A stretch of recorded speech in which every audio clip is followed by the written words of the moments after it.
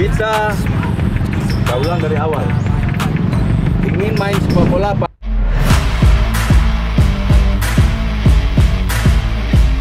Manuver Indra Syafri bersama Timnas U22, target uji coba dibeberkan.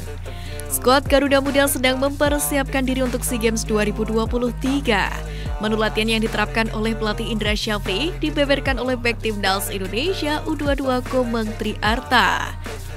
Isyarat untuk menerapkan position football itu disebut Komang Triarta telah diterapkan selama pemusatan latihan atau training camp atau TC Timnas Indonesia U22 di Jakarta jelang SEA Games mendatang. Selain itu, pelatih Indra Syafri dan staf salah satunya menyoroti dan terus menyempurnakan kemampuan Timnas Indonesia U22 untuk melakukan transisi dari bertahan ke menyerang. Coach Indra mengajarkan kita harus bermain dari bawah, passing harus jalan dan instruksi beliau, kita harus berani build up dari belakang. Sementara untuk evaluasi, kita masih belajar cara bermain dan taktikal dari bertahan ke menyerang untuk mencetak gol, kata Komang.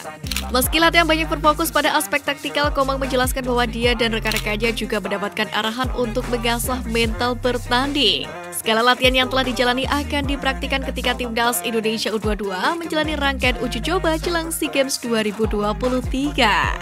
Dalam hal ini, Indra Syafri pun menegaskan bahwa uji coba ini bakal menjadi momen penting bagi Wital Sulaiman dan kolega, di mana dirinya akan berusaha untuk mencari skema terbaik untuk SEA Games 2023 Kamboja. Yang jelas, kami akan simulasikan skema dalam pertandingan. Itu ada 4 uji coba, kami akan simulasikan sesuai dengan game plan yang akan dilakukan nanti dengan Filipina, Myanmar, Timur Leste, dan Kamboja, kata Indra Syafri.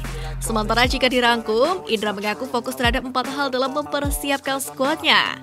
Keempat aspek itu adalah mental, skill, taktikal, hingga peningkatan kondisi fisik. Dengan fokus keempat aspek itu, Timnas Indonesia U22 diharapkan bisa jauh lebih siap berlaga di SEA Games nanti. Ranking FIFA Timnas Indonesia naik dapat sanjungan FIFA, Jordi Amat belum puas. Timnas Indonesia jadi sorotan usai berhasil mendongkrak posisinya di ranking FIFA dengan menduduki urutan ke-149 saat ini. Hal itu didapat setelah mendapatkan 2 kemenangan atas Burundi di FIFA Matchday Maret lalu. Berkat 2 hasil positif itu, Timnas Indonesia meraup sejumlah poin tambahan di ranking FIFA, di mana sukses meraih 12,24 poin tambahan dan Timnas Indonesia pun langsung naik 2 peringkat di ranking FIFA. Mendapati kondisi ini, para pecinta sepak bola tanah air pun tentunya merasa bangga. Kinerja keras pasukan Garuda pun bahkan turut mendapatkan apresiasi langsung dari FIFA. Mereka mengunggah postingan khusus untuk Timnas Indonesia di akun Instagram pribadinya. Dalam unggahan itu terlihat foto pemain naturalisasi bintang Timnas Indonesia Jordi Amat.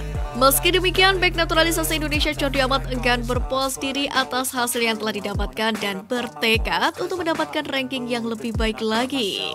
Kita harus membidik ranking lebih tinggi, kita bisa melakukannya, tulis Jordi Amat dalam Insta-story-nya @jordiamat5 kemarin. Jordi Amat sendiri mulai debutnya bersama dengan Timnas Indonesia pada Piala AFF 2022 lalu. Pemain berusia 31 tahun itu pun memiliki kontribusi besar bagi lini pertahanan Timnas Indonesia sejauh ini. Selama membela Merah Putih, Jordi Amat pun mampu berperan baik untuk membantu serangan Indonesia meski dirinya berposisi sebagai pemain bertahan. Bahkan Jordi Amat pun sukses mencetak gol perdananya bersama Timnas Indonesia saat menghadapi Burundi di laga kedua. Lika-liku 50 hari Erick Thohir bekerja bersama PSSI. Masa kerja Erick Thohir sebagai ketum PSSI sudah memasuki 50 hari pertama. Banyak hal yang mewarnai sepak terjangnya dalam melaksanakan amanat yang diberikan. Banyak gebrakan yang sudah dilakukan Erick Thohir guna memicu harapan baru terciptanya sepak bola Indonesia yang maju dan mapan. Namun dalam perjalanannya Erick Thohir sebagai ketum PSSI tidaklah mulus. Muncul juga beberapa hambatan yang menjadi tantangan bahkan di awal masa jabatannya ini. Yang pertama, di era kepemimpinan Erick Thohir, PSSI kembali menghidupkan badan tim nasional setelah 8 tahun mati suri. Bahkan hal ini dilakukan 2 hari setelah Erick Thohir bekerja. Ini merupakan bukti nyata komitmen terhadap program kerjanya mengenai isu prestasi tim nasional atau Timnas menjadi yang pertama. Kemudian gebrakan selanjutnya adalah menggandeng Polri guna menyusun langkah tegas dalam upaya menyeret mafia bola ke jalur hukum. Isu selanjutnya yang mendapatkan perhatian Erick Thohir adalah masalah prestasi Timnas Indonesia. Dan solusi awal yang ditawarkan adalah pembangunan training ground khusus beserta semua fasilitasnya. Bahkan untuk merealisasikannya, Erick Thohir pun langsung berkoordinasi dengan pemerintah pusat dan hasilnya ia mendapatkan sambutan baik dan mendapatkan dukungan dari Presiden Jokowi. Tidak hanya itu, dalam proses transformasi PSSI pun melibatkan supporter. Hal itu dibuktikan dengan agenda Sarah Sehat yang dilakukan 2 minggu setelah KLB PSSI. Selain menjabat sebagai Ketum PSSI, Erick Thohir juga menjabat sebagai LOC atau Ketua Panitia Lokal Penyelenggara Piala Dunia U20 2023 Indonesia. Ia pun aktif memantau perkembangan persiapan pelaksanaan hajatan terakbar kedua FIFA itu. Namun sayang, penonton harus kecewa mendapati Indonesia batal menjadi penyelenggara sekaligus menggugurkan mimpi Timnas U20 Indonesia untuk tampil di Piala Dunia. Menyikapi hal itu, Erick Thohir pun langsung terbang menemui Presiden FIFA Gianni Infantino di Doha, Qatar. Upaya Erick Thohir melobi Presiden FIFA Gianni Infantino pun berujung dengan kabar pahit.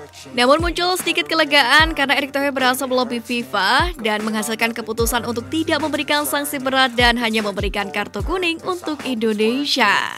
Usai hiruk-pikuk memperjuangkan Indonesia terhindar dari sanksi berat FIFA, kini Erick Thohir pun berharap Indonesia bisa mengibarkan bendera merah putih di mancanegara. Erick pun juga berharap dengan kesempatan bisa bermain di SEA Games, Timnas Indonesia bisa memberikan yang terbaik.